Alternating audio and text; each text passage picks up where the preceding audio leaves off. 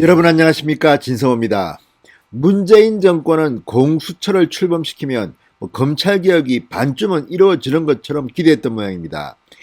자, 지난 2019년, 2020년, 2021년 이 공수처를 출범시키기 위한 민주당의 노력은 정말 악착 같았습니다. 몸싸움도 서슴지 않고 또 이 21대 국회가 열리자 180석에 가까운 범여권의 국회의원들은 그냥 밀어붙였습니다.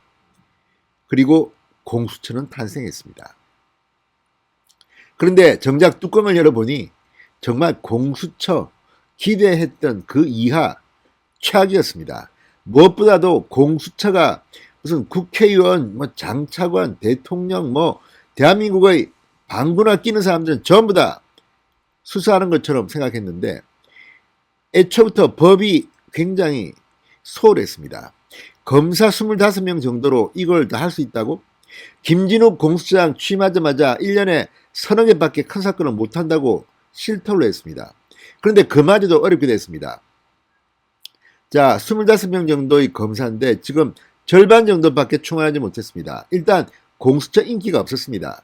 현직 검사들 또는 검찰 출신들은 지원을 망설였습니다. 지원했다가 도망간 사람도 있습니다. 자, 이런 걸 보면 지금 공수처의 능력, 감당하기 힘듭니다. 감당할 수 있게 해서 못합니다. 그런 가운데 김진욱 공수처장, 일단 정치적 중립성 면에서는 크게 문제가 없어 보였는데 무능이 드러나기 시작했습니다. 정말 어처구니 없는 실수, 또 뒤늦게 정치 눈치를 보고 자기 정치를 하는지 이성윤 황제 조사를 하면서 완전히 맛이 가버렸습니다. 어쩌면 이런 일을 할 수 있을까? 조서도 없는데 조서가 있다고 했다가 국회에서 했던 발언들이 다 뒤집혔습니다. 그리고 결국 보도자료를 허위로 냈다는 이유로 지금 공경에 처했습니다. 대변인부터 운전기사까지 줄줄이 지금 검찰에 소환되고 있습니다. 자, 피의자 신문인 것으로 확인되고 있습니다. 당초는 참고인인 줄 알았는데 피의자 신문이다. 게다가 기재부가 경제 관련 부처에서 긴급히 파견 나왔던 대변인이 덜컥 걸려들었습니다. 물론 그 보도자료는 대변인이 자의적으로 썼다기보다는 김진욱 공수처장의 말을 듣고 쓴 것으로 보입니다만 어쨌든 사실과 다른 게 드러나서 지금 수사 대상이 되어버렸습니다. 자, 사사건건 검찰과 대립되는데 김진욱 처장의 권위와 능력은 검찰에 상당히 못 미치는 것 같습니다. 이렇게 가다가는 문재인 대통령, 퇴임 뒤에 내가 공수처 도움을 받아야 되는데 이런 생각을 혹시라도 했다면 꿈에서 깨어나시기 바랍니다. 진성호의 융단 폭격 시작합니다. 공수처를 융단 폭격합니다. 방송에 앞서 아직 진성호 방송에 구독자가 아니신 분들은 붉은색 구독 버튼 눌러주십시오. 더 좋은 방송으로 보답하겠습니다. 심지어 진해원 검사도 공수처에 지원은 했다가 면접에 안 갔다고 하지 않습니까? 자, 갈수록 공수처가 실망만 대주고 있습니다. 심지어 지금 이성윤 등등을 가지고 이 검찰에서 이첩받았다가 다시 재이첩했다가 지금 수사만 하고 기소는 하지 마라. 검찰이 말 듣지 않습니다. 지금 상당히 많은 부분에서 검찰에게 밀리고 있는 게 지금 공수처의 형국입니다.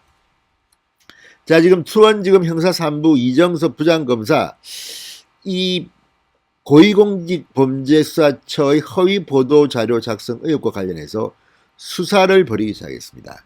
지난 22일 문상호 대변인 등 공수처 관계자들에 대한 출석 요청 사실을 공개하면서 지금 검찰과 공수처가 거의 일촉즉발의 위기 상황으로 치닫고 있습니다. 현재 문 대변인 등 공수처 관계자들은 검찰의 소환 통보에 응하지 않고 있습니다. 그러나 언제까지 이렇게 개길 수 있을까요? 힘들 겁니다. 자, 김진욱 공수처장은 지난 23일 기자들한테 이렇게 말했습니다. 압박하는 것도 아니고 모양이 좀 아니지 않느냐. 자꾸 공개적으로 하는 건 바람직하지 않다. 우리는 그렇게 안 하려고 한다. 불쾌감을 드러냈습니다. 지금 공수처가 잘못한 것들이 하나둘씩 언론에 공개되면서 지금 김진욱 공수처장은 개망신을 당하고 있습니다. 또 여기에 이 직원 채용부터 특혜 채용이 아니냐. 그 뒤에는 대한변협 회장을 지낸 이모 씨가 있지 않느냐. 이런 것들이 줄줄이 나오고 있습니다. 추미애 전 장관도 관련 있는 인물이 아니냐. 아무튼 지금 절차를 어긴 것으로 보이는 그런 문제도 지금 불거지고 있습니다.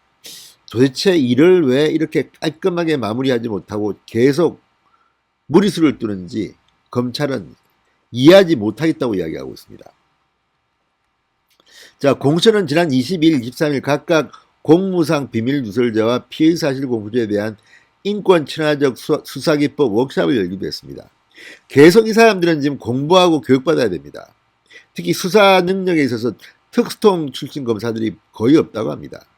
자, 이 사람들이 수사해야 할 대상들은 고위공직자입니다. 간단한 사람들이 아닙니다. 그냥 단순 폭력배 사기꾼 잡는 게 아닙니다. 그런데 보면 이런 수사를 해본 능력이 없다는 겁니다. 그만큼 인기도 없습니다. 자, 문재인 정권이 그렇게 나팔을 불었더니 공수처가 완전히 정권의 액물로 지금 전락하는 것 같습니다. 무엇보다 이 정도의 규모의 수사팀들이 있는 공수처가 앞으로 그 많은 의혹들을 어떻게 수사할지 지금 900건이 넘는 고소고발이 들어가 있다고 합니다. 이걸 갖다 이 사람들이 어떻게 감당을 해냅니까? 앞으로 고위공직자는 범죄를 마음껏 저질러도 수사 인력이 없어서 다 풀어주겠습니다.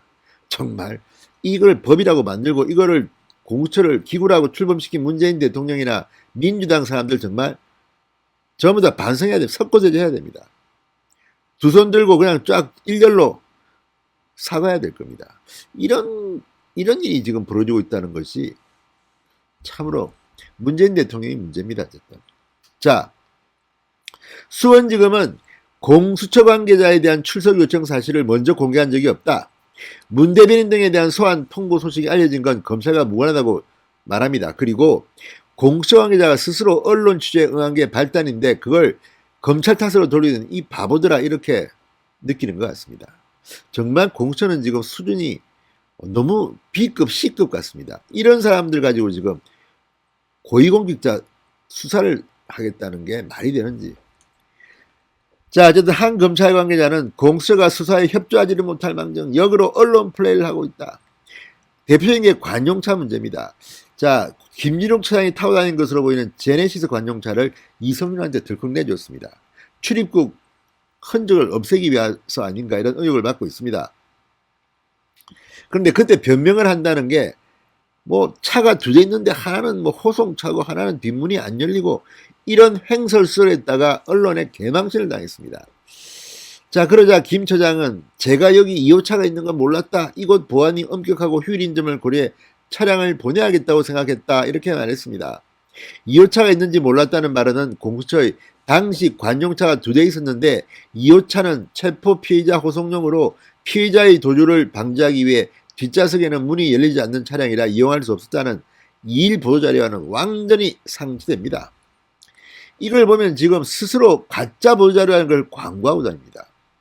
김진웅은 지금 업무 파악이 아직도 제대로 되어 있지 않습니다. 이런 사람이 지금 이성윤을 핑퐁으로 이첩했다가 다시 기소는 우리가 하겠다. 도대체 무슨 부귀영화를 누리려고 지금 하고 있는 건지. 자, 어쨌든 지금 진행 중인 사상들, 기획재정부 소속이면서 파견된 문 대변인 괜히 애꿎게 사법 처리될 가능성까지 지금 예상되고 있습니다. 이러니 공수처가 안 된다는 겁니다.